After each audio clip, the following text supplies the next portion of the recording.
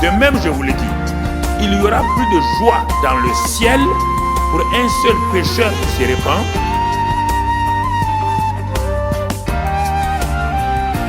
descendu sur la terre pour faire la volonté de mon Père. Et la volonté de mon Père, c'est que je me perde. Gloire à Dieu. Nous avons fait le bilan spirituel il y a quelques 2 semaines. Le bilan spirituel de l'année, le BSP. C'est important. Chaque homme doit s'arrêter et faire le bilan de sa vie. Les gens font un bilan de santé, bilan financier, toutes sortes de bilans. Mais ils oublient de faire une chose, de faire le bilan spirituel de leur vie. Ils ne savent pas qu'ils doivent faire un bilan spirituel. Le bilan, c'est la photographie d'une chose à un temps T donné. Et tu peux discerner toutes les failles. Le bilan, ce n'est pas le compte d'exploitation générale, non. C'est la photographie des activités d'une entreprise, de la vie de quelqu'un à un temps T donné. Et nous avons vu cela il y a 2 semaines. Et nous avons tiré nous-mêmes les conclusions. Sur la base de ces bilans-là, plusieurs d'entre nous sont allés faire donc des retraites spirituelles pour corriger tout ce qui ne va pas dans ce bilan. Il n'y a aucun chef d'entreprise ayant vu son bilan et les faiblesses qui ne prend pas des mesures pour corriger pour l'année suivante.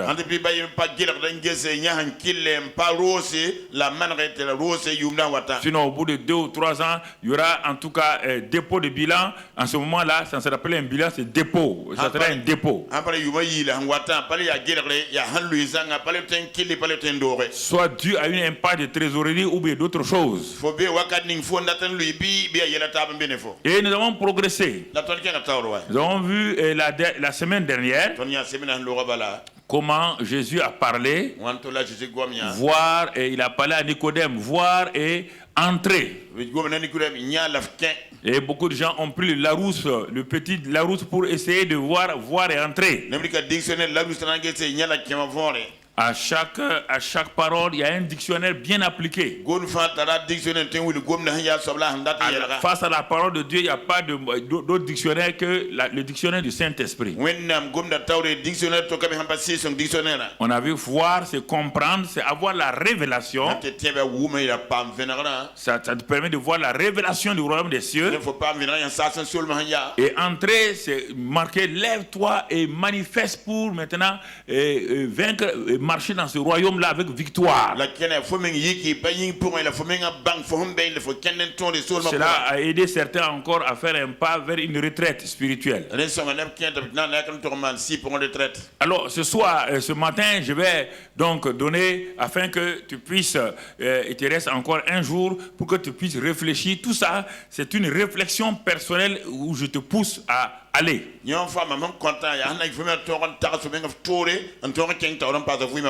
sois pas la même personne d'année en année. La seule chose qu'on remarque en toi, peut-être ce sont tes cheveux blancs. Si tes cheveux ont blanchi, ça veut dire qu'il y a un changement qui se fait dans ta vie. Dieu est en train de t'avertir. Regarde, il y a un seul cheveu blanc qui est apparu maintenant. Ça veut dire qu'il y a eu un changement dans ta vie physique. Donc, de la même manière, tu dois t'arrêter pour regarder. Est-ce qu'il y a un cheveu blanc de maturité spirituelle qui est apparu dans ta vie? Est-ce que de l'année passée à cette année-là, tu as vu un changement qualitatif dans ta vie? S'il n'y a pas de changement qualitatif, ça veut dire que quelque chose ne va pas. Donc, à cet égard, comme on t'a dit depuis 3 semaines, on t'a donné 3 semaines pour voir ta vie. Avant le 31 décembre. Mais si tu as balayé de la main pour continuer la routine, mon frère, tu ne vas pas aller de loin. Si c'est au moment où nous sommes ici que tu as fait ton point, ça ne va pas, mon frère. Et ce matin, nous allons tout juste voir, as-tu gagné tes combats de la foi cette année? Ça, c'est important. As-tu gagné les combats de ta foi, de la foi cette année-là? Laisse tomber les combats spirituels. On parle de combat de la foi. La vie chrétienne est une vie de combat de la foi. Combat de la foi. Si tu ne gagnes pas ce combat-là, tu as beau faire des actes. Les gens confondent activité chrétienne. L'activité chrétienne n'a pas besoin de foi. Organiser des choses ici, c'est pas besoin de foi. Mon cerveau simple peut m'aider à organiser beaucoup d'activités. En fin d'année, les entreprises ont organisé des activités. Les associations ont organisé des activités. Le cerveau humain est capable de faire des activités extraordinaires. Il ne te parle pas de ça. Mon frère, ma soeur, dès le moment où tu es né dans le royaume des cieux, quand tu nais naturellement, tu as un langage. Et les docteurs appellent ça le cri de la vie, mais c'est le cri de la destinée. Tout enfant qui naît dans une maternité ou quelque part, l'enfant ne crie pas, les infirmières s'inquiètent. Tout le monde s'inquiète. Tout enfant qui naît doit crier. Ça, c'est sur le plan naturel. Il a un langage. Le langage du bébé est un langage de la vie naturelle. Toute personne qui naît dans le royaume des cieux, qui est née du royaume des cieux, né par le Saint-Esprit, a un langage aussi, le langage du Saint-Esprit. Alors je te pose la question. C'est important pour cela. Et l'enfant qui est né naturellement là, il commence son combat dès le premier jour. C'est pourquoi certains, en l'espace d'un an, les maladies infantiles les emportent. Le jour où tu es né là, ce sont des millions d'enfants qui sont nés dans le monde. Mais avant le premier anniversaire, la moitié des enfants sont déjà partis. Ils n'ont même pas fait le premier combat naturel. Et chaque fois que tu progresses, naturellement, ta vie est un combat. Les maladies infantiles, la faim, les difficultés, tu es passé à travers ces combats-là. Tu es passé à travers ces combats-là. Et ce n'est pas fini. Alors, spirituellement, quand tu nais de nouveau, tu rentres dans le combat spirituel qu'on appelle le combat de la foi. Et c'est pourquoi Dieu, le Saint-Esprit, te donne un cri. Le cri du parler en langue. Et tu commences à parler. Quand le bébé crie, personne ne l'entend. Personne ne comprend le cri d'un bébé. Ni sa mère, ni son père, ni les infirmiers. C'est un cri que lui seul pousse. Il pousse, c'est un cri du combat. Parce qu'il sait qu'il est né dans un monde qui sera difficile pour lui. Et même sans s'en rendre compte, il crie. Il pousse un cri. Il en est de même pour spirituellement. Ah, mon frère, ma soeur. Et le combat de la foi commence. Et ça, c'est important. La Bible dit, c'est dans 2 Corinthiens 5, 7, il nous dit que nous marchons par la foi et non par la vue. Ce combat-là, il est dit, tu peux être attiré parce qu'il y a 2 éléments. Il y a la vue qui dépend des sens et la foi qui dépend donc de la parole de Dieu. Sur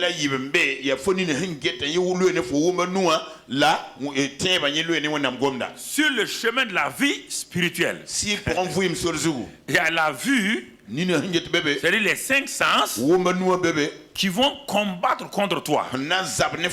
Les 5 sens vont te montrer ce qu'on appelle la réalité. La réalité matérielle. C'est ça, les 5 sens te disent, te parlent de raison et de logique.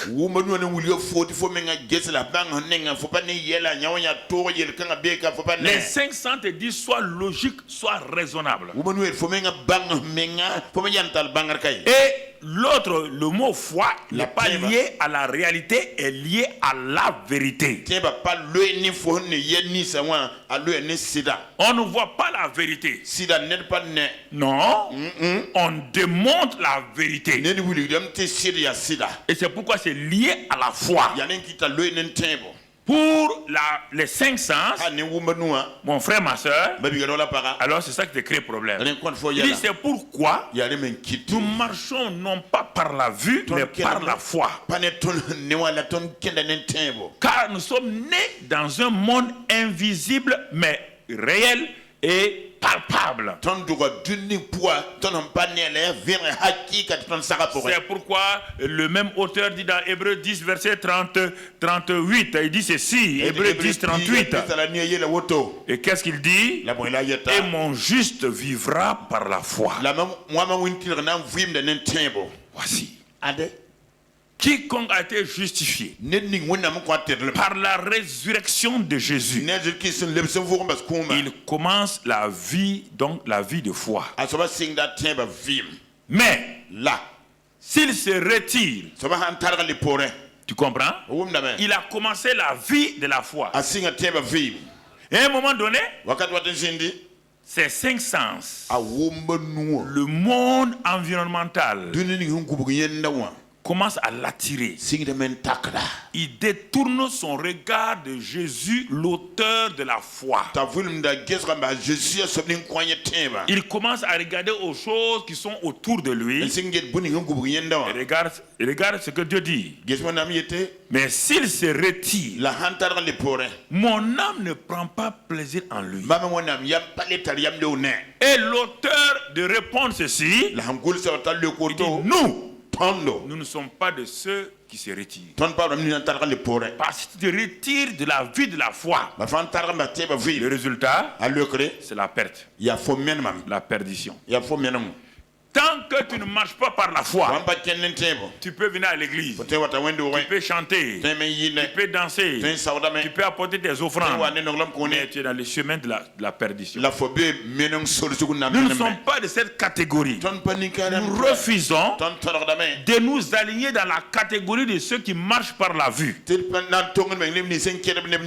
avons décidé, c'est une décision, de marcher par la foi, de s'appuyer sur la parole de Dieu. Et là, c'est pourquoi il dit, nous ne sommes pas de ceux qui se retirent, mais de ceux qui ont, encore la foi pour sauver leur âme. Alors c'est pourquoi pour ce dernier message de l'année 2018 en tant que message de culte, est-ce que tu t'es retiré? Tu vas affronter 2019. Tu vas entendre ce que je te dis. L'année ne peut rien contre quelqu'un. Écoute mon message du 1er janvier. L'année n'a aucune force. Les jours n'ont pas de force. Les mois n'ont pas de force.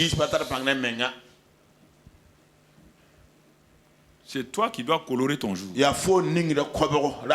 pas le jour. Les gens disent cette année, mauvaise année. Quelle mauvaise année? Toutes les années sont neutres. Ça, c'est la superstition, ça.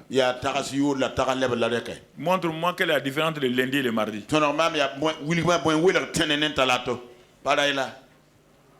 C'est toi qui colores ça. L'année 2019. L'année 2019 ne peut rien contre toi, ni pour toi, ni contre toi. C'est moi qui décide que l'année 2019, par la grâce de Dieu, voilà où je vais vivre. Comment je vais vivre. Soyez pas superstitieux. Hein? C'est pourquoi les gens consultent les tarots, les horoscopes, tout ça là.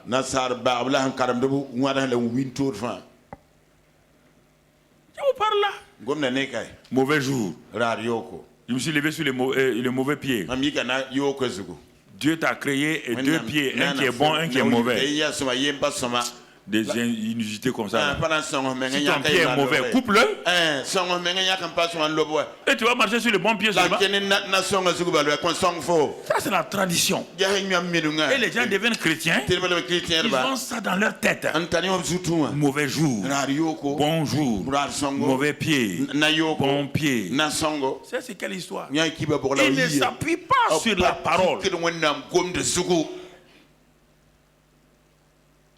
Il ne s'appuie pas sur la parole. Tu comprends? C'est ça. Les hommes ont laissé ça. Et même pour dire aujourd'hui, simplement bonjour à quelqu'un, c'est un problème. Bonjour.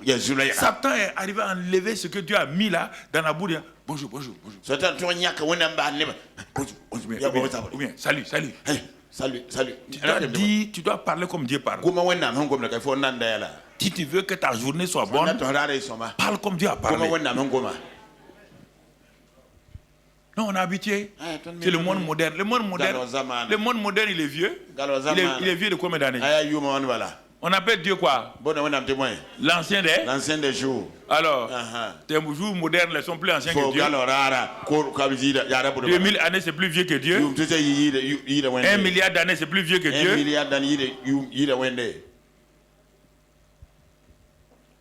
Vous laissez votre environnement vous prendre en otage. Ah, on est maintenant au 21e siècle. Le 21e siècle. Les gens ne meurent pas au 21e siècle. Le siècle où les gens ne vont pas mourir, c'est le siècle du développement. Le siècle qui va venir sur la terre là, où les gens ne mourront pas là, ça sera le siècle c'est ça que j'appelle le siècle du développement. Sinon tout siècle où les gens meurent là, c'est pas arrivé. Et comme il n'y aura pas ça, donc ne te leurre pas. La modernisation n'a rien à voir avec ta vie. La modernisation a changé tout l'environnement de l'homme sauf l'homme. Tu peux me dire le contraire? Les gens de la pierre taillée frappaient leurs femmes avec des pierres. Les gens du temps moderne frappent leurs femmes aussi avec cailloux. Ils n'ont pas changé.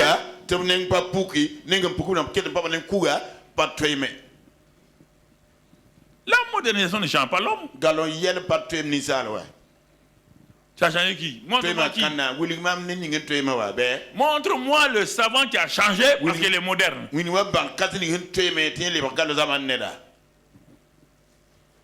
Ce sont les plus intelligents qui divorcent. Ce sont les plus riches qui divorcent.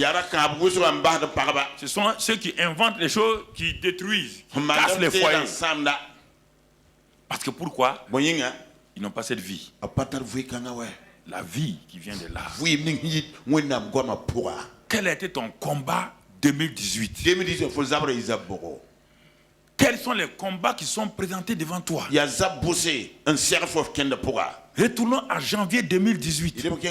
Quand tu as commencé l'année 2018, tu as parlé, tu as fait des vœux, tu as fait des retraites, tu as prié, tu as fait jeûne et prière. Je pose la question, en ce dernier culte de 2018, regarde bien, retourne jusqu'en janvier et présente-moi tes œuvres pour me dire: j'ai combattu en 2018. Pasteur, voici les résultats. Chaque mois, quand j'ai combattu telle épreuve, j'ai gagné. Telle situation, j'ai gagné. Ou bien, mon frère, tu termines 2018 comme tu l'as commencé.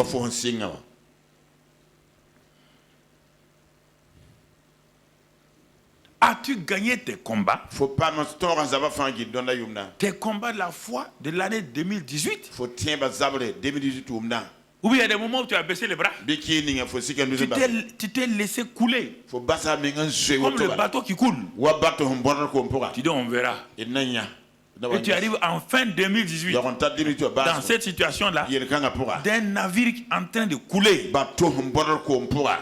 Comment vas-tu ressortir en 2019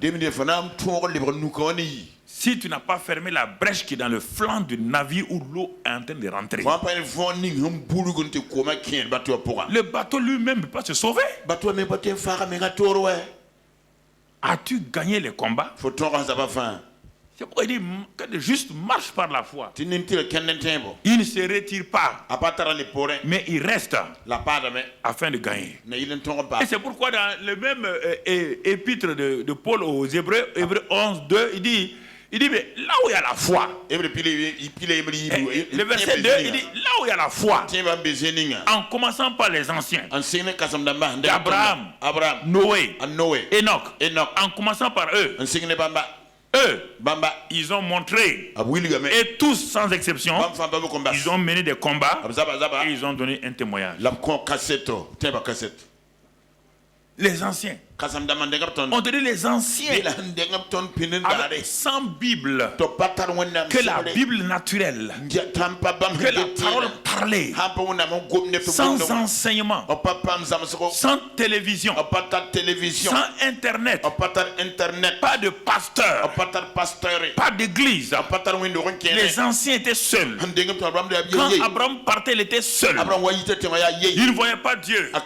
Il n'était pas rempli du Saint-Esprit. Quand Noé parlait, il était seul. Quand Enoch a été enlevé, il marchait seul. Quand David, quand Élisée, les anciens ont commencé, il n'y a pas d'église. Pourtant on dit, ils ont obtenu par leur foi un témoignage. La foi qui ne manifeste pas un témoignage n'est pas de la foi, c'est la mentalité, c'est une adhésion mentale, c'est une croyance purement ésotérique. Je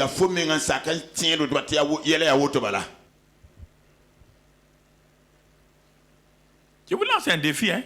Faut arrêter de vivre dans les églises modernes, vous trompant vous-même.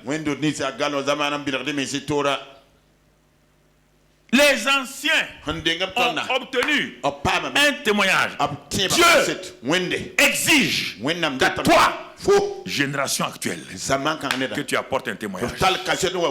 Il ne peut pas demander aux anciens sans Bible, aux anciens sans Internet, aux anciens sans pasteur, aux anciens sans Saint-Esprit d'apporter des témoignages. Et toi, il t'a donné 15 sortes de Bibles, des Bibles de tout genre. Il t'a donné la télévision, il t'a donné l'Internet, il t'a donné tout. Et toi tu dis Dieu, il n'y a pas de témoignage. Alors il te dira, je ne t'ai jamais connu. Arrière de moi. Tu veux rentrer en 2019? Dans quelle attitude? 2019 c'est pas pour. Tu entres dans cette attitude avec quoi? Dieu t'a parlé à 3 semaines. Bilan spirituel. Dieu t'a parlé à 2 semaines. Voir et entrer. Il t'avertit. Maintenant, quel est ton témoignage?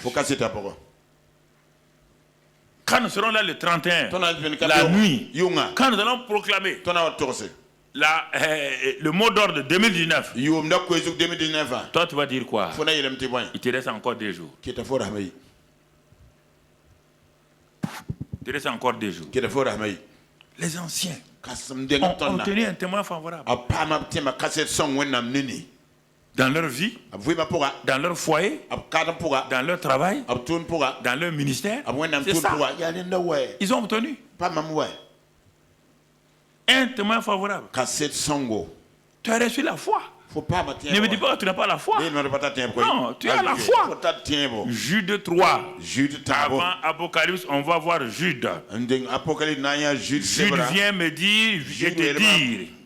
Jude chapitre verset 3. Qu'est-ce qu'il dit? Il dit, bien-aimé, comme je désirais vivement vous écrire au sujet de notre salut commun,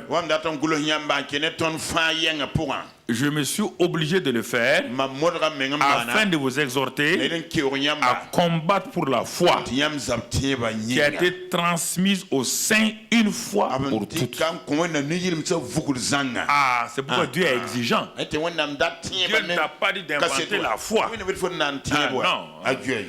Ça, c'est des enseignements modernes qui n'ont ni tête ni queue. Dieu va demander à quelqu'un d'inventer la foi. La foi est liée à Dieu. Dieu ne peut pas me demander à moi d'inventer la foi. C'est un Dieu insensé. Il sait bien que je peux éprouver la foi. Mais qu'est-ce qu'il a fait? Il dit la foi a été transmise une fois pour toutes aux saints. Par quel moyen ça a été transmis? Romains 12, verset 3. Romains 12, verset 3. Qu'est-ce que ce passage nous dit? Romains 12, verset 3. Par la grâce qui m'a été donnée. Je dis à chacun d'entre vous de n'avoir pas de lui-même une haute opinion, mais de revêtir des sentiments modestes selon la mesure de foi que Dieu a départi à chacun. Parce que la présidente, tu voulais me dire que Dieu est méchant. Dieu n'est pas méchant. Si Dieu dit de faire quelque chose, c'est qu'il t'a donné la chose. Jude dit, la foi a été donnée aux saints une fois pour toutes. Paul dit, Jude, tu as raison. Par la grâce de Dieu, j'ai eu moi-même la révélation qu'à chacun d'entre nous, là, nous avons reçu la mesure de foi selon le don de Christ. Puisque Christ est l'auteur et le consommateur de la foi, Hébreux 12, verset 2. Quand tu as reçu Christ, tu as reçu pas une, on n'a pas une mesure, on dit la mesure pour tout le monde. La mesure de foi a été déposée en toi. La même dimension que tu as reçu Christ lui-même. La foi est liée à Jésus-Christ. Il en est l'auteur et le consommateur. Maintenant, comment ça va se manifester? C'est ça là, le problème. Chacun de nous, en étant chrétien, a reçu une mesure de foi. Dieu dit, vous partez à égalité. Il n'y a pas quelqu'un qui a plus de foi que l'autre. Si quelqu'un 5 ans plus tard a plus de foi, c'est qu'il a manifesté, il a exercé, et toi tu as été, c'est pourquoi tu es rentré au CP1 ensemble. Toi tu as été renvoyé au CP1, l'autre est professeur agrégé. C'est pas la faute de quelqu'un, on t'a mis au même niveau. CP1 l'école d'ara yemre te yi fo fu bon papa am CP ñoo le professeur agrégé pas ne ba yemre yele ni ngem si yenga tina taban sing. C'est toi qui dois la manifester. Faut siadam pour ko zaman fo ba la zaman fo. Mesure de foi donnée par Dieu. Départie à chacun. J'ai pas plus de foi que toi, je l'ai développé. Quand j'ai reçu la foi, Dieu m'a pas donné 3 mesures de foi, puis donné une mesure de foi. Non, la même mesure de foi. Article défini là. N'allez pas me dire autre chose. N'écoutez pas les prédicateurs menteurs. J'en ai assez des prédicateurs menteurs. La mesure de foi. Article défini là. Jésus dit, je suis la foi, la vérité, la vie, le chemin. Article défini. La mesure de foi à chacun. Chacun est à égalité. Et on doit maintenant vivre et marcher. Il y a des gens qui marchent plus rapidement. Ils ont décidé de manifester la foi. Il y a des gens qui raisonnent, qui s'arrêtent. Dieu a dit, mais. Dieu a dit, mais. Ok. Ils vont rester en arrière. C'est pas la faute de Dieu. Ne me dis pas si Dieu ne te connaît pas, Dieu ne fait. Non. Mon frère, on est tous venus du paganisme. Quand on dit paganisme, ça veut dire que ce n'est pas paganisme du village, hein? Pas village, des non-juifs. Aucun d'entre nous n'était juif. Dieu nous a fait grâce. Quand tu es devenu chrétien, tu as donné la foi. Ça fait 18 ans. Tu es là-bas. Tu es en train de tourner en rond. On te regarde, il n'y a rien. Rien. Ça, c'est quelle histoire? Tout le temps, tu dépends des gens. Si quelqu'un ne prie pas pour toi, rien ne marche. Ça, c'est quelle histoire, ça? Même quand tu es né là, tu as eu 2 pieds, non? C'est ta mère qui t'a appris à marcher. Hein? Tu t'es pas levé marcher? Pourquoi? Même l'enfant est conscient qu'il a 2 pieds. Les pieds de sa mère sont forts. Plus que ses pieds. Mais la main ne peut rien faire. Ce sont les jambes frêles de l'enfant là. L'enfant se lève. Il sait que tant qu'il ne va pas utiliser ses pieds là, il ne sera jamais aussi fort que sa maman. Il a reçu les mêmes pieds que sa mère. Sa mère aussi est née avec des pieds fragiles. Sa mère a développé ses pieds. Elle est devenue maintenant coureuse de 100 mètres et la médaille d'or. Tu es né avec les mêmes pieds. C'est ça qu'on appelle la foi. Les mêmes pieds. Tu ne peux pas les utiliser. Parce que ça fait mal. Quand tu cours, ça fait mal. On ne peut pas avoir médaille d'or sans payer un prix. Tu veux gagner le combat de la foi, il faut payer le prix. Ah oui, il faut payer le prix. Ça ne tombe pas du ciel. Hein. Arrêtez ces menteurs, ces pasteurs menteurs qui vous disent de venir chez vous, ils vont te donner ça. Ils vont te donner quoi? Tu as la foi, il a la foi. Il va te donner quoi? Pourquoi Jésus n'a pas fait ça comme ça à ses propres disciples? Lui-même qui est l'auteur de la foi là. Pourquoi il n'a pas fait? Chaque fois il dit qu'il te soit fait selon ta foi. Pourquoi dans son village où il a grandi, Nazareth, il est parti là-bas? Il a fait des miracles à Jérusalem. Partout. Il arrive dans son village natal où il a grandi. Il veut faire des miracles. Les gens ont refusé. Il était étonné de leur incrédulité. Pas parce que c'est son village. Non. Tu ne peux pas aider ton enfant. L'enfant doit avoir sa foi. Ah oui. Chacun doit avoir sa foi. Chacun a la foi.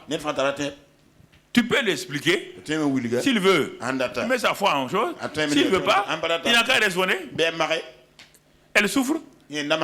À cause de ses raisonnements. Tu regardes seulement. Ça te fait mal. Mais il ne veut pas avancer. Tu regardes. Il y a des choses qu'on ne peut pas faire. Hein. Chacun doit prendre la résolution. Mon frère, tu comprends? C'est très important. Alors, puisque la foi est un dépôt en moi, c'est si simple. Je ne sais pas pourquoi les gens s'embêtent. C'est pas qu'est-ce qui est compliqué? Dans la vie, là, comment un homme, il s'en va, on dit que tu as appendicite. Tu ne connais pas ce docteur-là. Tu ne sais pas si c'est un boucher. C'est un criminel. Et il te dit, je vais t'endormir. Je vais t'opérer. Je vais enlever ta maladie. Et tu, aveuglement, tu pars te livrer à ce docteur-là. Tu me dis que non, parce qu'il est docteur. Tous les docteurs ne sont pas des bons docteurs. C'est une affaire de confiance. Comment tu vas te faire endormir par quelqu'un qui a des ciseaux? Tu ne sais pas s'il va te gorger ou pas. Mais là tu as confiance. Mais quand Dieu parle, là tu n'as pas confiance. Avec Dieu tu raisonnes. Si tu raisonnes avec le chirurgien qui doit t'opérer, il va te dire messieurs, au revoir. Lui il a beaucoup de malades. Il ne va pas perdre son temps. C'est pourquoi Dieu ne perd pas du temps avec plusieurs personnes. Il a dit sans la foi, il est impossible de lui être agréable. Ça veut dire quoi? Puisqu'il te l'a déjà donné. Sans quoi? sans la manifestation. Quand tu lis en français, tu auras une erreur. En français, dit sans la foi, il est impossible. Non, quand le grec le dit, si tu ne manifestes pas la foi que tu as déjà reçue, que tu as déjà, tu ne peux pas plaire à Dieu. Tu n'as qu'à prier, gêner, tu ne plairas pas à Dieu. Le jeûne et la prière ne remplacent pas la foi. L'homme vivra par la foi. Et il vit par la nourriture, la parole. Parce que maintenant la manifestation de la foi va se faire comment?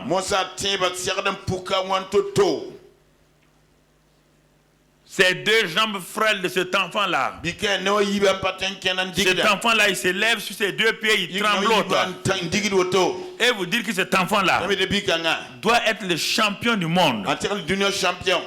Dans les 100 mètres. 100 mètres plats. Et vous le dites à l'enfant de s'asseoir, de ne pas développer ses pieds. Dans 100 ans, est-ce qu'il sera champion du monde? Il sera champion du monde. Des gens paresseux assis au même endroit.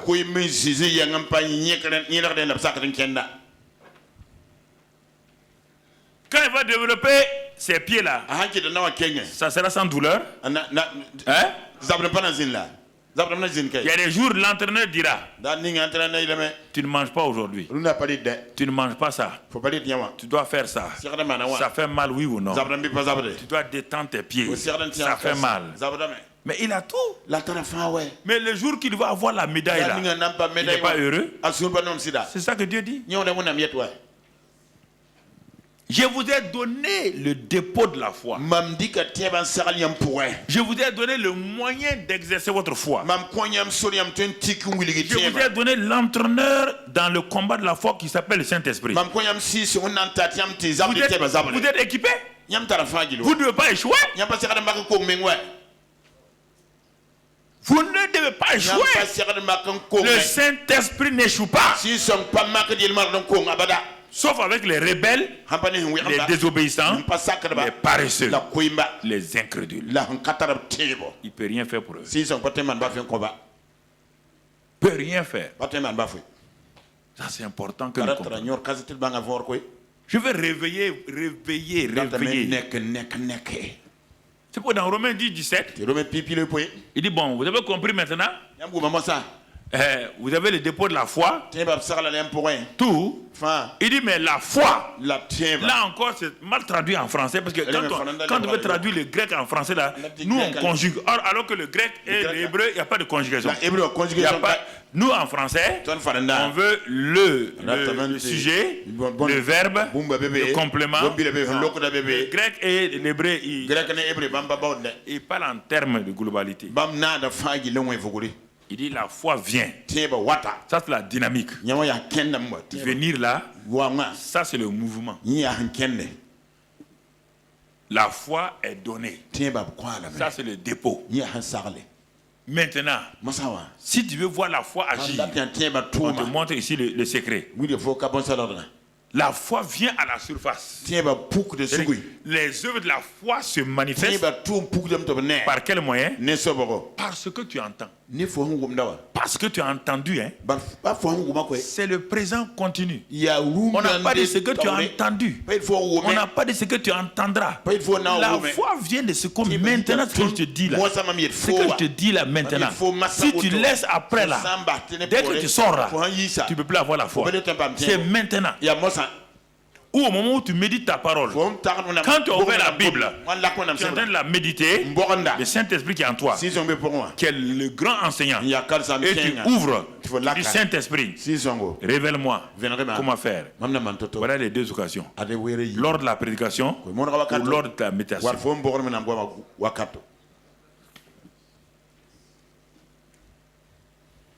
La foi vient de ce qu'on entend. Et ce qu'on entend, vient de la parole de Christ. Et encore le terme grec là, c'est le terme réma. C'est pourquoi on dit la foi vient, elle est dynamisée par une parole personnelle et une parole réelle, une parole vivante qu'on appelle une parole réma qui vient s'adresser à ton cœur.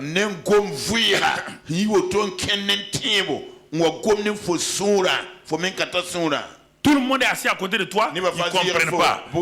Mais cette parole logos, cette parole générale qui est annoncée, le Saint-Esprit prend cette parole. Et maintenant, au moment où nous sommes des milliers comme cela, pour moi c'est difficile. Je ne vous connais pas, je ne connais pas vos situations. C'est pourquoi j'annonce la parole logos. Et j'ai prié, et Dieu m'a dit, quand tu pries et tu parles, laisse-moi le Saint-Esprit. Les milliers de gens qui sont là, ce n'est pas un problème pour moi. Même si c'était des milliards d'hommes, le Saint-Esprit, si la personne est attentive, si la personne regarde, si la personne ouvre son cœur, moi le Saint-Esprit, je prends ta parole, je prends ta parole et je l'envoie dans le cœur de la personne. Son voisin peut être ignorant, son voisin peut être indifférent, mais brusquement, cet homme qui est assis là, cette femme qui est assise là, reçoit une parole réma. Et cette parole réma va faire quoi? Quand le réma vient, qu'est-ce qu'elle fait? Hébreux 11 verset 1, elle donne une ferme assurance.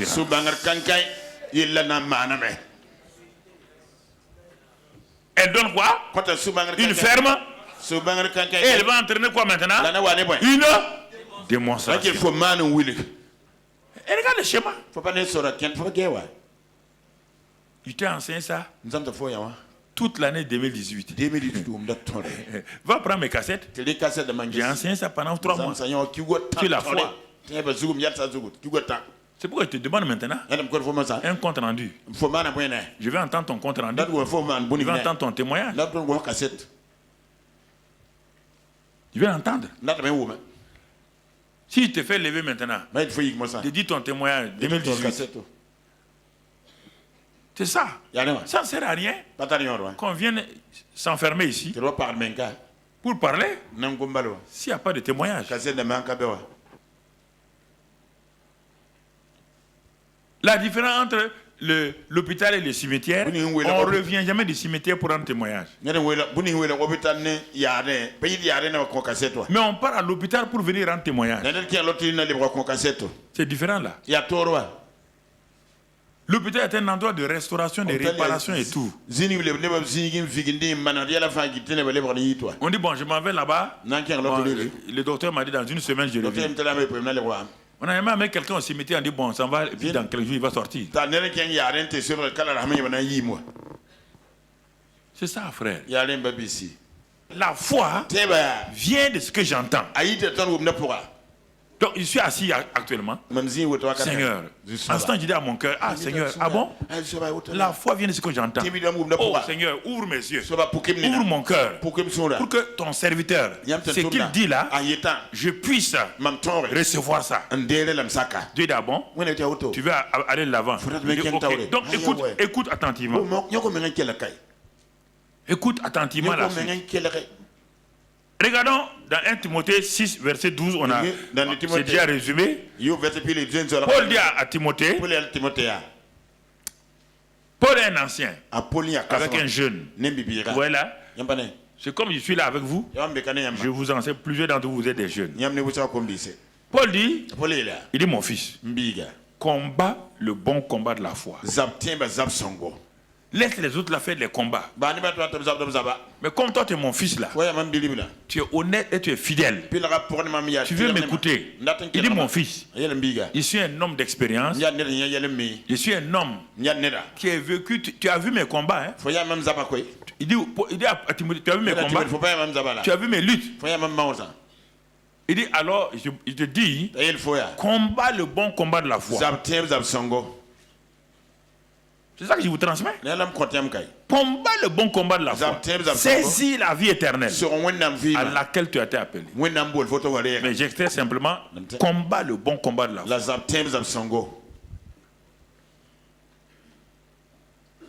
Si tu n'as pas compris encore, c'est pourquoi je te laisse ce message de ce culte-là pour que tu comprennes. Il se peut que ça va faire un déclic. Mais tu n'as pas saisi totalement. Oui, on ne peut pas tout saisir d'un seul coup. Nous sommes en train d'aller de l'avant. Au fur et à mesure, le Saint-Esprit nous aide.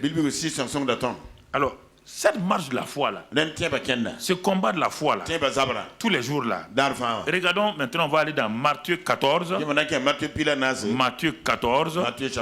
Et on va prendre nos exemples là-bas pour montrer un peu qu'est-ce que le combat de la foi, la marche par la foi. Regardons bien Matthieu 14. À partir du verset 22. Je vais situer donc le contexte. Il y a deux passages dans la Bible où Jésus parle d'aller à l'autre bord. Ce passage-là est le passage de Marc 4. Donc Jésus dit, passons sur l'autre bord. Il était dans la barque lui-même. Et il y a eu des tempêtes. Ça, c'est pas ça aujourd'hui. Ici, maintenant, il ne sera pas dans la barque. Vous voyez? Jésus fait des exercices pratiques. Dans Marc 4, il était là. Malgré ça, ils n'ont pas compris la foi. Dans Matthieu 14, là, ça se situe après Marc 4. Cette fois-ci, il leur dit, allez sur l'autre bord. Mais cette fois-ci, il ne rentre pas dans la barque. Jésus avait des exercices pratiques de foi. On ne peut pas prendre la foi dans une classe comme ça. On vous enseigne les éléments de la foi. C'est devant les situations que vous voyez. Et Jésus a mis du temps pour que les cœurs des disciples aient une percée concernant la foi.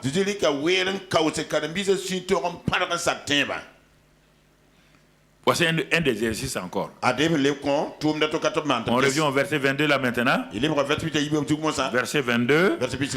Oh, il dit aussitôt après. Il y a eu aussitôt après quel événement?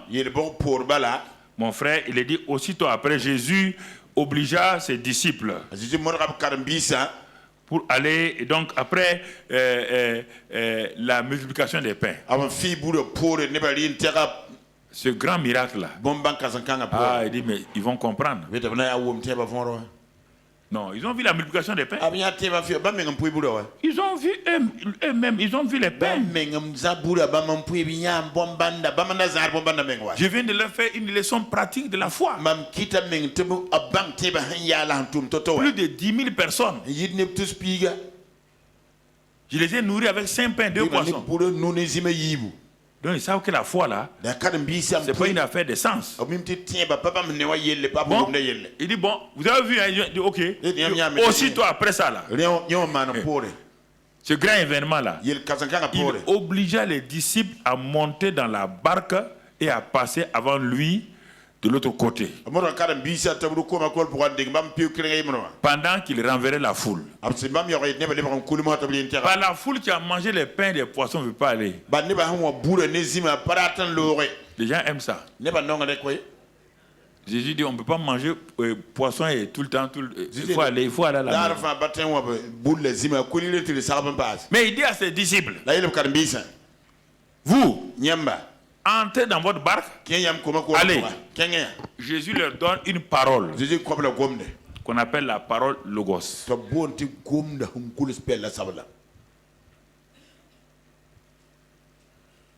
La parole logos. Comme je suis en train de vous donner. Vous dites allez, l'autre côté. La parole logos, elle vous informe, elle vous donne la capacité de faire confiance au Seigneur. Comprenez? Maintenant, la suite ramène. Et il monta, quand il lui renvoyait la foule, il monta sur la montagne pour prier à l'écart. Il priait à l'écart. Et comme soir était venu, il était là seul. La barque de ses amis, de ses disciples-là, déjà au milieu de la mer, était battue par les flots. Ça, c'est combat de la foi. Mais vous allez voir, ils vont transformer ça en combat contre les esprits.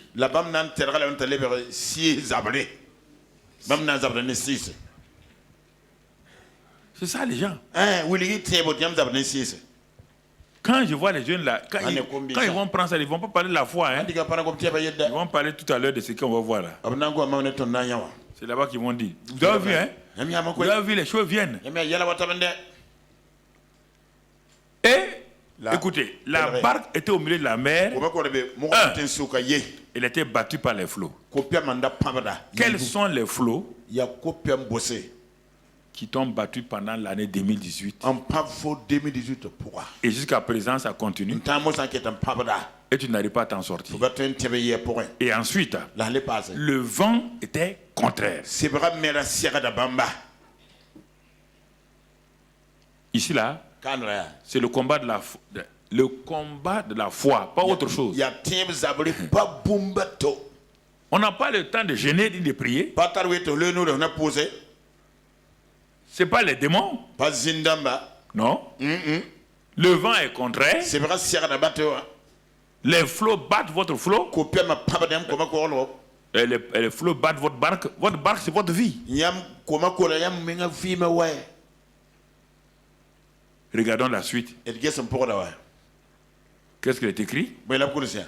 Le vent qui était contraire. La suite, mon ami. Maintenant, Jésus a attendu qu'à la 4e veille de la nuit. 4e veille de la nuit. Où les choses se sont compliquées. Maintenant, c'est la nuit.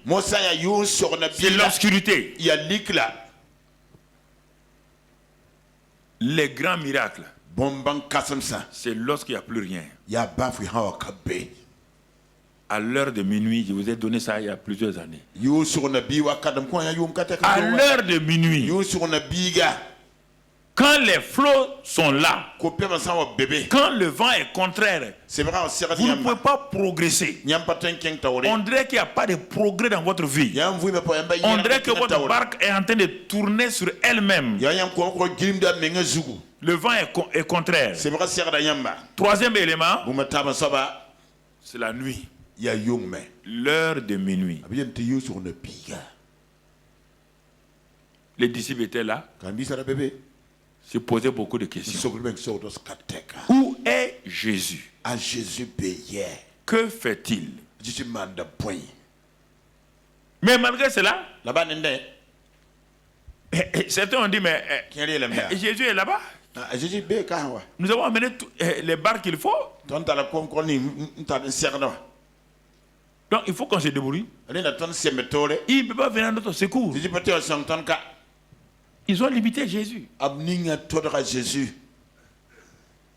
Quand les vents sont contraires, quand les flots battent votre vie, quand vous êtes à l'heure de minuit, où vous ne savez pas quoi faire, et vous dites que Jésus est loin, il nous a abandonnés, on est seul. Regardez ce qui va se passer. N'oubliez pas une chose, Jésus les a dit d'aller sur l'autre quoi? Ça, c'est la parole. Si vous oubliez la parole, à chaque fois vous oubliez ça. Vous devez vous appuyer sur la foi vient de ce qu'on entend. Vous devez vous appuyer sur la parole. Et en ce moment-là, Jésus ayant prié, ayant fini de prier, regardez ce qu'il va faire. Il a commencé à aller, à marcher sur l'eau. Le surnaturel crée des problèmes à beaucoup de chrétiens. Le surnaturel crée beaucoup de problèmes aux chrétiens. Le verset 20, avant ça, c'était mieux de le donner à la 4e veille. Jésus alla vers eux, marchant sur la mer.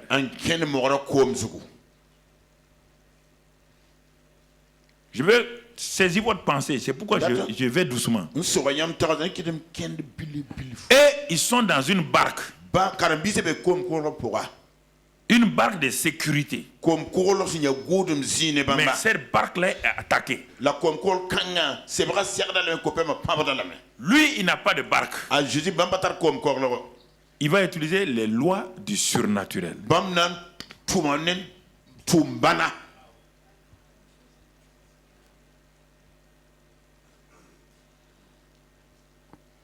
Écoutez, tant que vous n'avez pas, si la vie chrétienne, vous voyez les deux dimensions. Vous voyez les deux dimensions.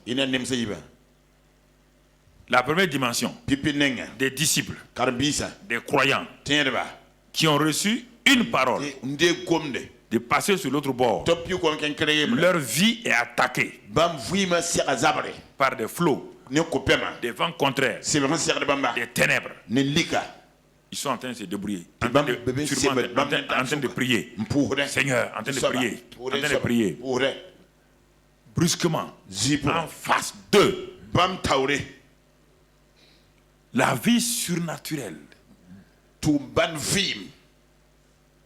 Quand ils voient ça, ils ont vu Jésus venir marchant sur l'eau. Une autre dimension de la vie. Regardez leur réaction et regardez nos réactions. On se dit chrétien, en réalité, nous refusons de reconnaître le surnaturel. Et vous allez voir, la plupart des chrétiens, dans leur pensée du surnaturel, pense au surnaturel satanique, mais jamais divin.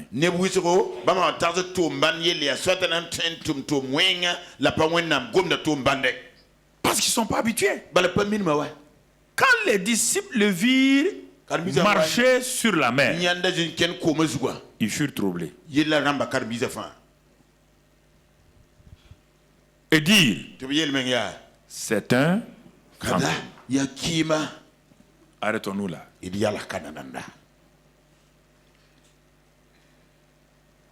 Ne me dites pas le contraire.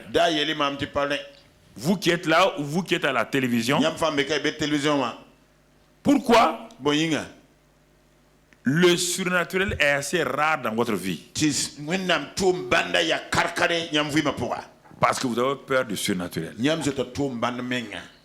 Ou dans le langage ordinaire aujourd'hui, ils furent troublés. Quand ils furent troublés, ramène le verset, et ils ont vu Jésus. Ils ont dit, c'est un fantôme. Aujourd'hui, enlevez le mot fantôme. C'est un sorcier. Non, non, attendez, non. C'est ça votre problème. Vous voulez le surnaturel, mais un surnaturel que vous contrôlez. C'est possible? Il y a un surnaturel que l'homme peut contrôler. Ou bien, vous décidez de prendre une vie chrétienne ordinaire, vous battant tous les jours dans cette vie-là, avec vos fameux jeûnes et prières. Vous aimez ça? Restez dans ça. C'est ça qui se développe aujourd'hui partout. Jeûne et prière, jeûne et prière, jeûne et prière, jeûne et prière. Voici quelqu'un. Des flots qui sont en train de monter. Le vent contraire. Contraire à être tout un navire. Voici un homme qui marche tranquillement. Le vent ne l'influence pas. Rien. Parce qu'il utilise d'autres lois. Les lois spirituelles. Et tout de suite, c'est un sorcier. C'est un fantôme. Alors, comment voulez-vous avancer? Comment voulez-vous avancer quand Vous laissez l'ennemi. Je pose la question. Pourquoi ils ont dit fantôme ici? Quand tu prends la traduction fantôme là, c'est toujours le fantôme n'est jamais défini. Personne ne peut dire voilà un fantôme c'est comme ça. C'est un mot qui vient de l'imagination de l'homme. Personne n'a jamais vu un fantôme. Filmer un fantôme. Vous comprenez? Mais tout ce qui n'est pas normal, on le met dans le mot fantôme. Comprenez? Tu as déjà une photo de fantôme? Non. Tu as déjà vu fantôme? Non. On a dit. On a pensé. Ta grand-mère a vu? Non. Tes ancêtres dont tu parles, ils ont vu le fantôme? Non. Il est fantôme et comment? Et puis c'est qui? Ceux qui ont dit que c'était un fantôme là. C'est des Égyptiens? C'est des gens, c'est les Baals? C'est qui?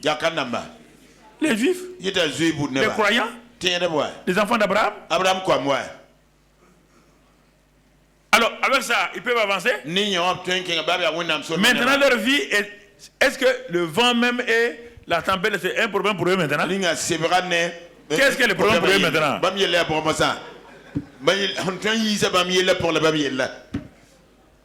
C'est ça qui fait que vous perdez votre temps, sorcier, vous perdez votre temps.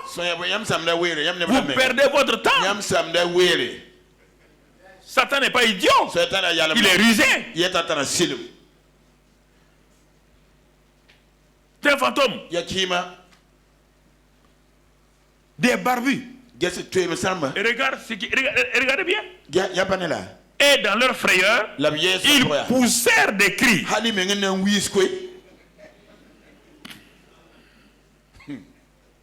Ils poussèrent des cris.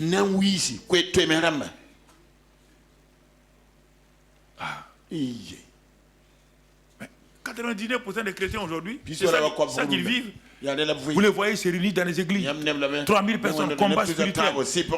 Ils combattent contre quoi? Les esprits territoriaux.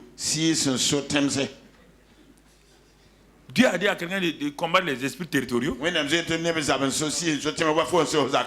Qui avait la possibilité de purifier la terre de tous les démons. Qui? Il l'a fait. Les démons de Gadara là.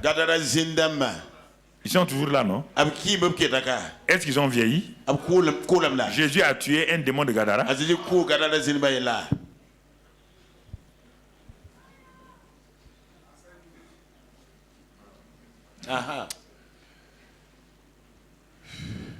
Ils sont toujours là. Jésus a dit de faire quoi? Quand les démons sont là, de faire quoi? De les chasser. Quand Satan est là, de résister à Satan. Est-ce qu'il a dit de les tuer? Est-ce qu'on peut tuer les démons? Jésus là-haut, il a chassé les démons d'Israël. Hein? Il y a un homme sur la terre là qui peut chasser un démon et aller le mettre en enfer. Ceux qui vous disent qu'ils chassent les démons dans l'enfer là, ils n'ont qu'à vous montrer un seul verset, on va voir. Un seul verset. Ils vont dire qu'ils vont envoyer un démon dans un enfer. Jésus a dit que les démons vont et viennent. Il nous a enseigné, on ne veut pas.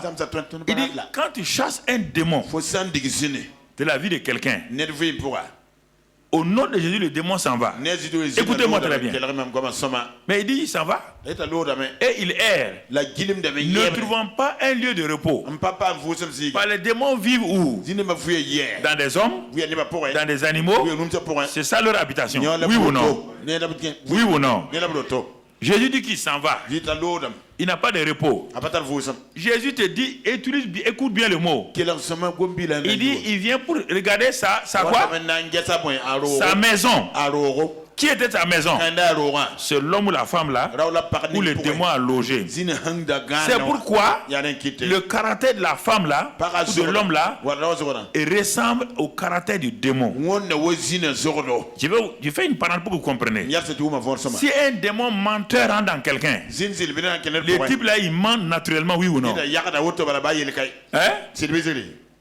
Il ment, oui ou non? Il te pose la question maintenant. Jésus dit, quand tu chasses ces démons menteurs,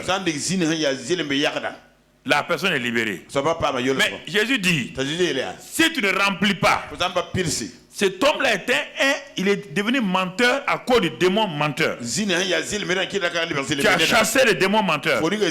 Mais l'homme là, sa mentalité, il a été habitué à faire quoi? Pour un petit problème, il fait quoi? Donc il faut rapidement le remplir de quoi? De la parole de vérité. Parole de vérité. Mais la Bible dit, Jésus dit, si le démon revient, il trouve la maison là vide. Il a regardé que la maison est vide parce que lui il a été chassé. Il n'y a pas un nouvel occupant. Il n'y a pas la parole de vérité. Il n'y a rien là-dedans. Il dit qu'il s'en bat. Pour faire quoi? Chercher 7 autres démons plus méchants que lui. Et ils viennent. Il entre dans cette maison-là. Le type n'est plus un menteur. Hein? Il devient autre chose.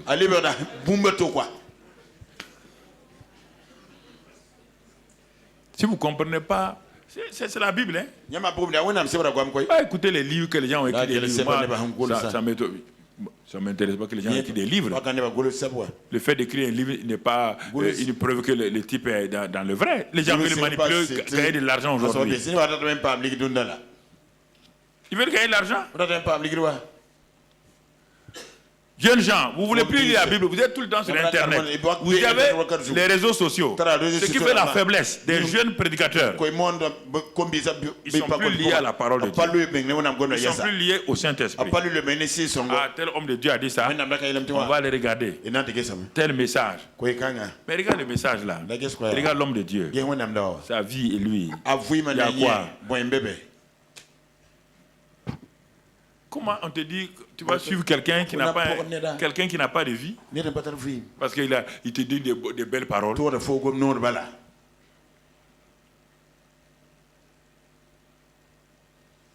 Apollos était éloquent. Est-ce qu'il amène la vie à Éphèse? Hein? Quand Paul est venu, Paul n'était pas éloquent. Paul bégayait un peu. Il n'a pas amené la vie. Les grosses paroles. Les grosses. C'est pas ça, frère.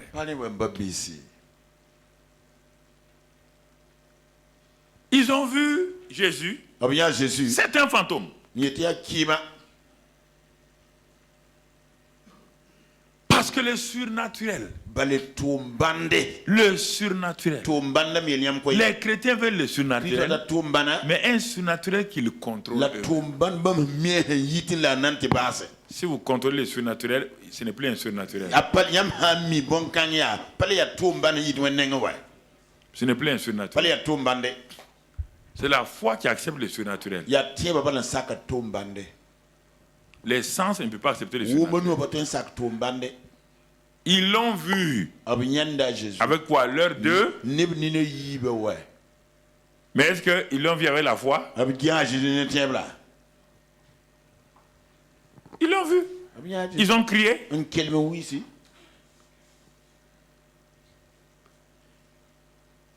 Des pasteurs qui sont naturels. La vie chrétienne, la nouvelle naissance même déjà est quoi? Le plus grand miracle c'est quoi? Un pécheur né dans le péché qui devient enfant de Dieu. Mais c'est le plus grand miracle. Mais les gens parlent de conversion. Il n'y a pas de conversion, c'est ici. La Bible dit, si vous ne vous convertissez pour devenir comme un petit enfant, comme petit enfant, il n'a pas de mauvaise pensée. Il croit ce que son père dit. C'est ça, c'est devenir simple, confiant. crédule comme un enfant. Ça, c'est la conversion. C'est au niveau du mental. L'autre côté, c'est la nouvelle création. Nouvelle création, c'est pas conversion. Je convertis les dollars en euros. C'est toujours du papier. Ça, c'est conversion. La nouvelle création, c'est changement de nature. Si quelqu'un est en Christ, il est une nouvelle. Les choses anciennes sont. Toutes choses sont devenues. C'est pas pareil. C'est pas une amélioration. C'est pas une transformation. C'est pas un changement. J'entends les gens prêcher. Si tu nais de nouveau, il n'y a pas de changement. C'est une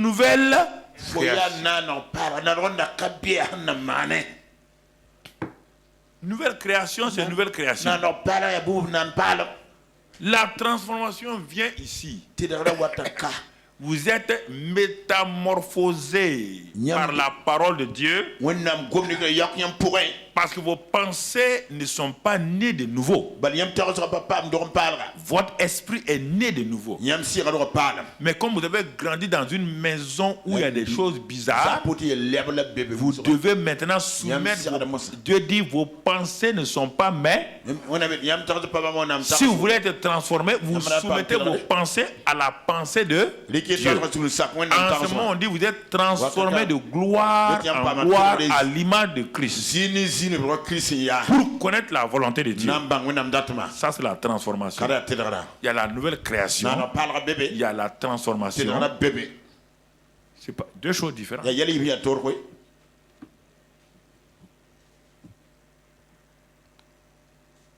voyez là, frère? Ils ont crié. Et Jésus va leur répondre. Ils ont oublié tout ce que Jésus a dit. Le verset qui suit, mon frère. Qu'est-ce que Jésus dit? Jésus leur dit aussitôt, rassurez-vous, c'est moi. N'ayez donc pas peur. Parce que la peur paralyse la foi. Et quand votre foi est paralysée, vous ne pouvez plus reconnaître Dieu à l'œuvre. Vous ne reconnaissez plus Dieu à l'œuvre. Vous ne le reconnaissez plus. Il n'y a que vos problèmes maintenant. Ah oui, à ça. Mon cœur bat rapidement maintenant. C'est ça. C'est ça. Ah, ça va pas, hein? Ta tension là? Quand une tension monte à telle chose là. Mon ami. Mon ami. C'est les choses d'essence. Laisse ça tomber. Laisse ça tomber. Il est en train de vomir. Il vomit. Il est en train de vomir les mauvaises choses. Laisse-le vomir. Tout le temps. Dès qu'il y a un problème, les gens ne voient plus Jésus. Tout de suite, on ramène les choses ordinaires, les choses naturelles. Tout de suite. Il dit c'est moi. N'ayez pas peur. C'est moi. N'ayez pas peur. Parce que la peur du surnaturel paralyse votre foi. Satan sait ça. C'est pourquoi il manifeste des choses pour que vous dites à la fin, mais c'est pas vrai, ça c'est pas Dieu. L'église chrétienne est devenue naturelle aujourd'hui. Attention. Mais pourquoi vous voulez tout le temps faire attention? Pourquoi vous voulez parler tout le temps de Satan, des démons, des sorciers? Vous ne parlez pas de Jésus. Vous avez été sauvé par Satan?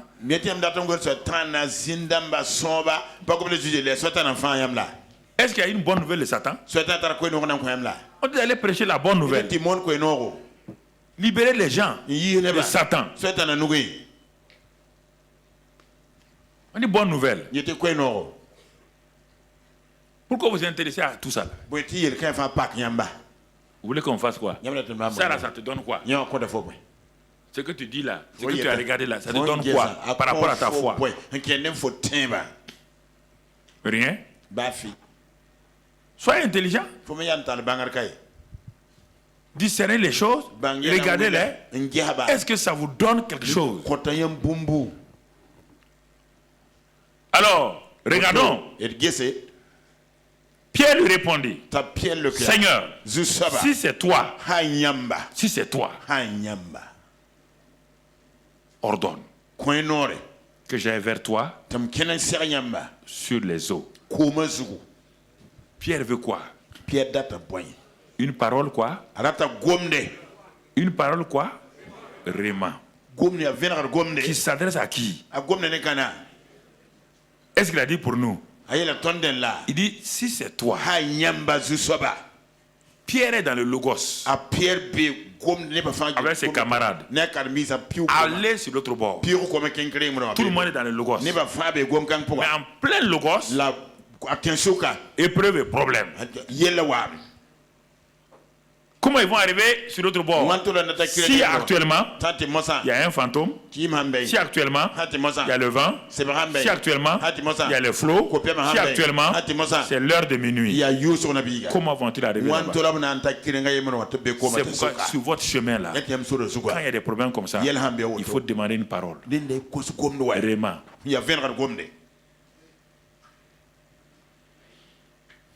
Votre voyage est interrompu.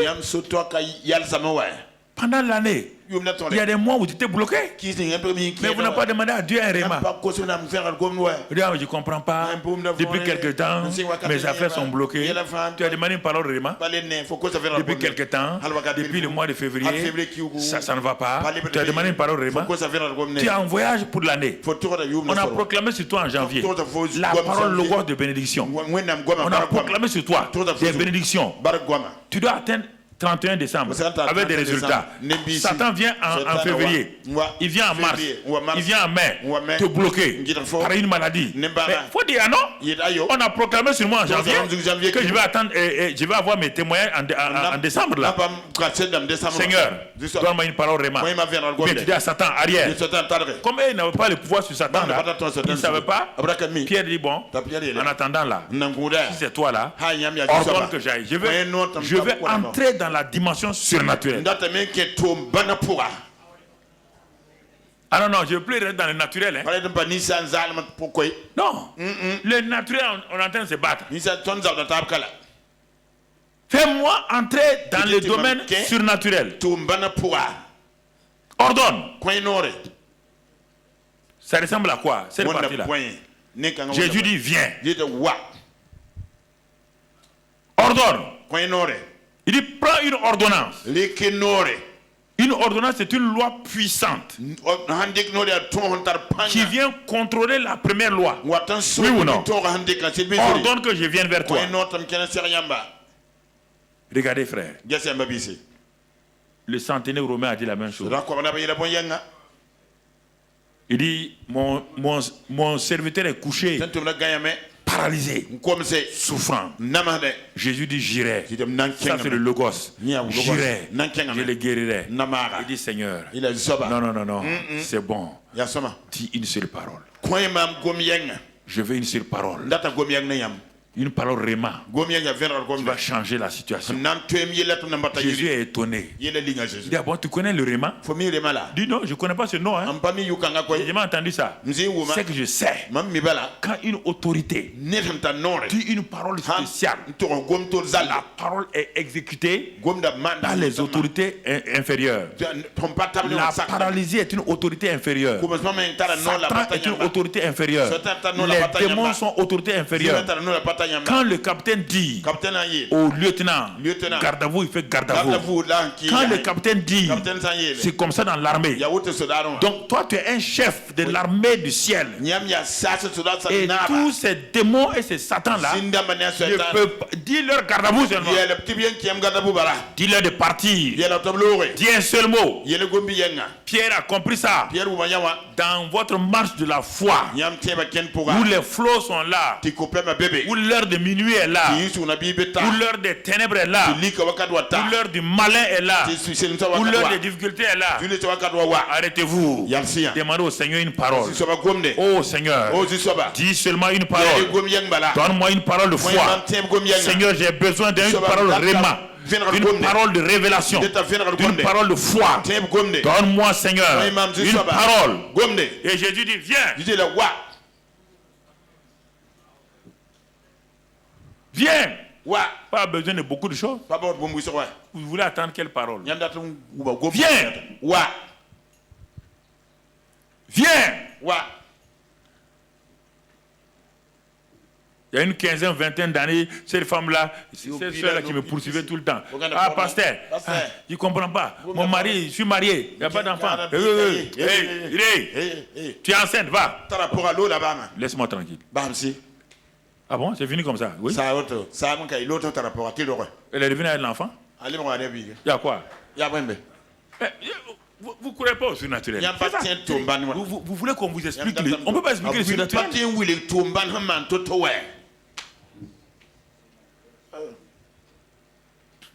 Appuyez-vous sur ça.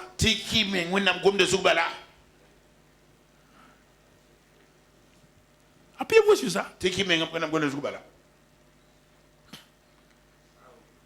Appuyez-vous sur ça. Il a dit viens. Pierre dit ah bon? La ferme assurance est rentrée. La démonstration va se faire. Pierre sorti de la barque.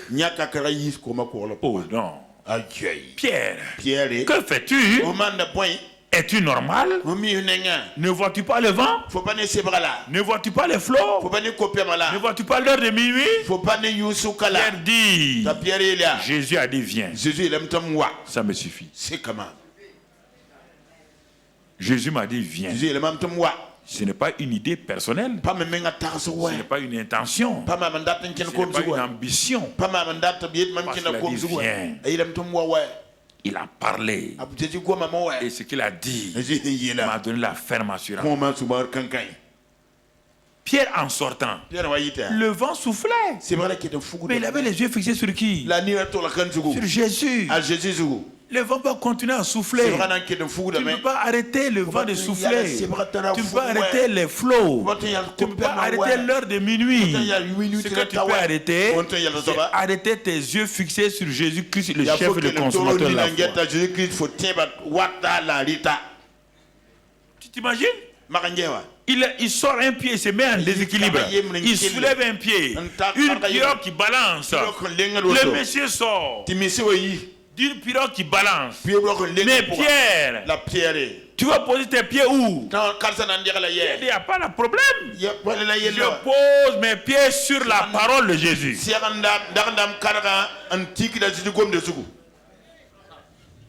Ah ben nous on voit l'eau. Pierre dit moi je vois la parole. Ah?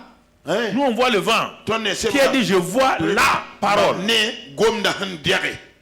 Il a commencé à marcher sur la parole. Les yeux fixés sur Jésus. Je le suis pas à pas. Les yeux fixés sur Jésus. Je le suis pas à pas.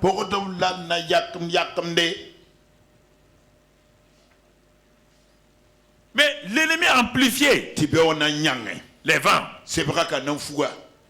Au lieu de regarder à Jésus, il veut regarder. L'année 2018, plusieurs fois, quand tu marchais brusquement, l'ennemi t'a dit, sois raisonnable. Et regarde à droite. Et regarde ce que les gens disent. Et regarde ce qui arrive. Tu n'es pas mieux qu'eux. Tu as vu telle personne? Elle a eu tel problème. Tu as vu telle personne? Elle a eu tel problème. Tu penses que tu es mieux? Ah, tu ne vas pas t'en sortir. Hein? Et quand tu as commencé à regarder, tu as commencé à sombrer. C'est ça qui a fait que 2018, dans tes temps de difficulté, tu as plongé. Mais heureusement, tu as crié à Jésus. il t'envoie soit des paroles, soit des messages. Chaque fois que je prêche, mois par mois, je sais que je parle à des individus. J'ai vu que tu avais des problèmes. Quand je t'ai donné telle parole là, je n'ai pas besoin de te regarder. Moi, je sais que ma parole a atteint le but. Quand tu es parti, un mois plus tard, tu es ressorti. Pourquoi? C'est ça le but de la parole. De te sortir de ta situation. C'est pourquoi je dis, pour cette fin d'année là, il faut te positionner. On va terminer maintenant. Nous sommes dans l'année de la prière stratégique, l'évangélisation efficace et l'expansion du royaume des cieux. Et nous rendons grâce à Dieu pour ce qu'il nous a tout donné pendant ces 12 mois-là. Et qui nous a donné ce dernier culte de l'année 2018. Et je vais proclamer pour cette fin d'année-là, pas pour la nouvelle année, cette fin d'année. Et pour que tu puisses aller de l'avant et glorifier le nom du Seigneur. C'est pourquoi, mon frère, ma soeur, la foi que le Seigneur t'a donnée, qui est un don du Seigneur, cette foi, tu la possèdes déjà. Cette foi est avec toi.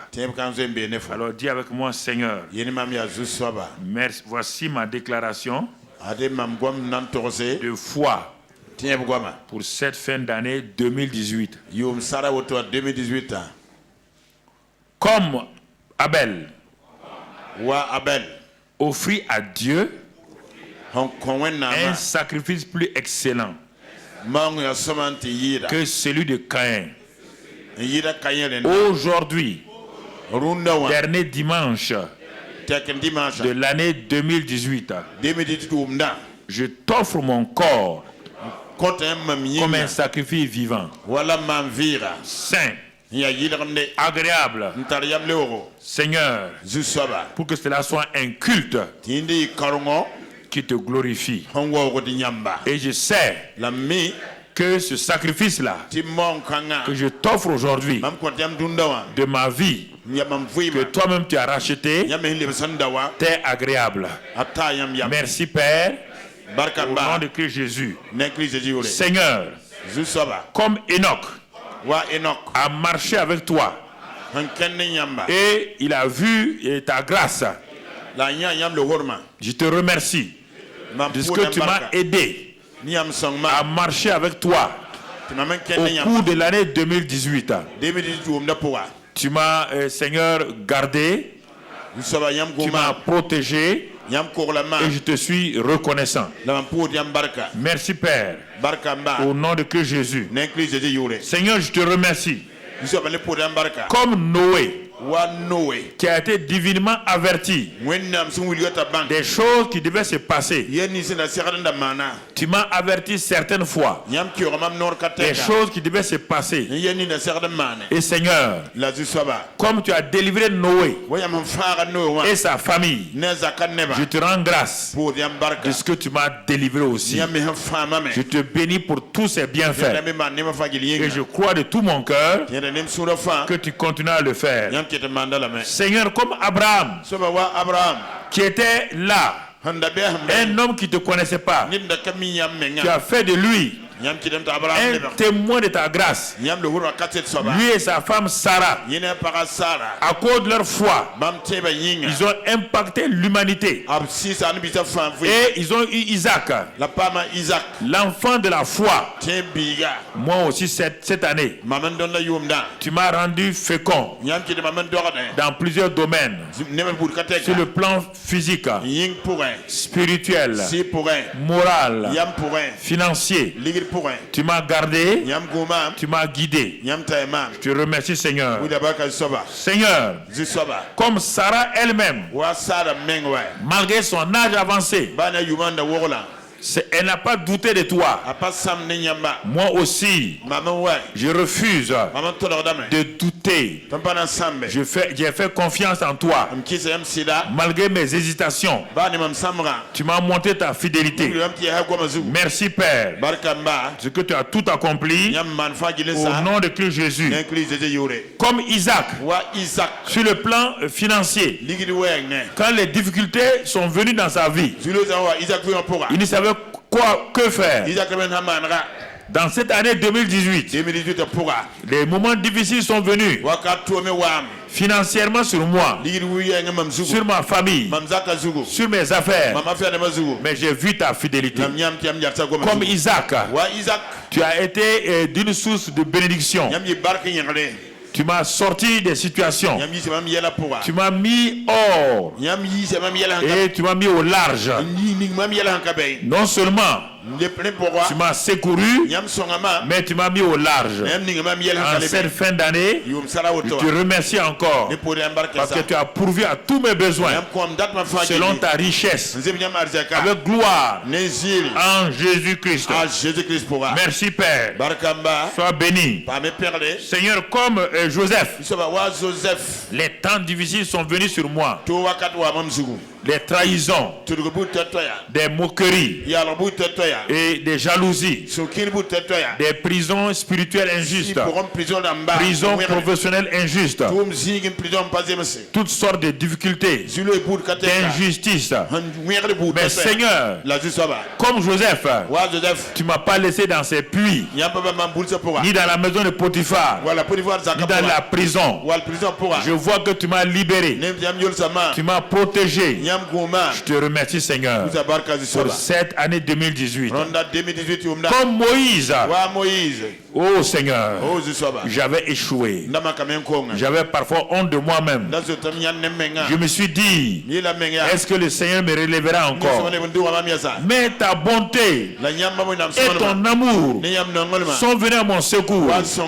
Comme tu as rencontré Moïse au buisson ardent, moi aussi, au cours de l'année 2018, tu m'as rencontré, tu m'as relevé, tu m'as justifié et tu m'as fait encore confiance pour que j'aille encore et que ma vie porte de fruits. Merci Seigneur. Sois béni et sois loué. Merci pour tous tes bienfaits. Comme David, j'étais pas considéré, méprisé par les autres, mais tu m'as sorti de cette situation-là et tu m'as établi toi-même comme roi et sacrificateur et tu m'as donné ton Esprit Saint. Au cours de cette année-là, Seigneur, j'ai pu tuer mon lion, mon ours, et j'ai coupé la tête de tous les Goliaths qui sont levés contre nous. Merci Seigneur pour cette grâce-là. Seigneur, je te remercie, je te bénis. Comme Élie, Seigneur, oh, j'ai livré les Baals et les Astartés. J'ai témoigné de toi. J'ai évangélisé. J'ai témoigné dans les milieux les plus difficiles. Malgré tout cela, tu m'as fait grâce. J'ai eu des âmes pour toi. Merci Père. Sois béni et sois loué. Seigneur, dans cette année, comme Josué, j'ai été arrêté par le Jourdain. Les murs de Jéricho se sont placés devant moi. Mais le chef de l'armée de l'Éternel est venu à mon secours. Il a ouvert le Jourdain. Il a fait tomber les murailles. Toutes les murailles, les forteresses que Satan avait placées sur mon chemin ont été renversées. C'est pourquoi je te remercie encore parce que tu m'as délivré, tu m'as ouvert un chemin pour la prise de possession de mon Canaan spirituel. Merci Seigneur. Oh Dieu, quand je regarde, je suis émerveillé, je suis étonné de tout ce que tu as fait dans ma vie, même que tu as conduit les peuples, les enfants d'Israël, tu m'as conduit dans les temps difficiles de maladie, tu as posé ta main sur moi et tu m'as arraché à la mort. Tu m'as délivré de la force. Je suis reconnaissant.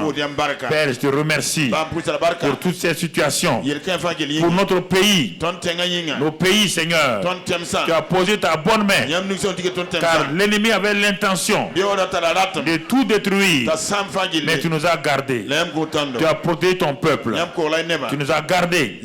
Nous sommes reconnaissants. Père, nous te disons merci pour tout ce que tu as fait. Que tous ceux qui ont pris part à la vie active de la nation en 2018, qui nous ont permis de vivre, de manger, de boire, cela soit le gouvernement, cela soit les députés, les forces de défense et de sécurité, les commerçants, la société civile, les élèves et étudiants, les femmes, tous ceux qui d'une manière ou d'une autre dans cette nation-là ont pris part au bien-être. Je remercie pour tout cela. Merci Père. Merci Père. Malgré les difficultés, tu as gardé la nation. Tu as gardé les entreprises. Tu as protégé le milieu d'affaires. Nous sommes reconnaissants pour tout cela. Sois béni et sois loué. Merci Père. Tu as posé ta bonne main sur ton peuple, les églises, partout. Tu as gardé les pasteurs, leurs familles. Tu as protégé les chrétiens. Merci pour 2018. Sois béni et sois loué pour tous tes bienfaits. Les familles ont été gardées, renouvelées. À la fin de cette année-là, nous te disons simplement merci pour tout ce que tu as fait pour nos vies. Merci Père. Sois béni, sois loué. Merci pour tous tes bienfaits dans le précieux nom de Jésus-Christ. Merci pour tous ces dimanches. Dimanche sur dimanche, tu nous as nourris. Tu nous as donné ta parole. Te sommes reconnaissants. Oh Père, merci pour ce dernier dimanche où nous avons pu être là encore. Que toute la gloire te revienne au nom de Jésus. Amen. Amen. Je te dis merci pour tous tes bienfaits.